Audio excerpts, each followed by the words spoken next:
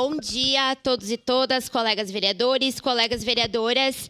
Esse projeto é um projeto que a gente entende a necessidade ao acompanhar os serviços da ponta, os serviços que garantem a assistência social no nosso município. A gente entende a necessidade da contratação emergencial de profissionais, mas a emenda ela vem num direcionamento muito simples, que é, mesmo com a garantia da contratação emergencial, a gente tem a garantia posterior da contratação de servidores concursados, algo que, além de garantir um melhor serviço, um serviço com mais direitos garantidos aos trabalhadores, às trabalhadoras, um serviço que garante mais vínculo, mais fortalecimento dentro das nossas comunidades e um serviço tão importante a ser prestado, que é o serviço da assistência, está inclusive na exposição de motivos desse projeto, que o chamamento do concurso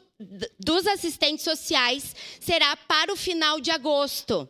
Então, nós estamos há nem 2 meses do chamamento desse concurso. Então, a gente vê que não é necessário que a gente tenha a garantia de 8 meses para contrato emergencial, tendo em vista que o concurso será chamado anterior a essa data. Então, a gente acredita que 4 meses já é o suficiente para a gente suprir essa necessidade que ocorre agora, mas que a gente não precise prorrogar para que a gente priorize o chamamento de servidores concursados, como está garantido de forma constitucional e como a gente vê que funciona. Porque se as coisas funcionam na nossa cidade, funcionam graças aos servidores públicos que trabalham na habitação, nas obras, todos os locais daquilo que a gente precisa, que fundamentam o trabalho do secretário adjunto de trânsito, que auxiliam a pensar políticas públicas para a nossa cidade.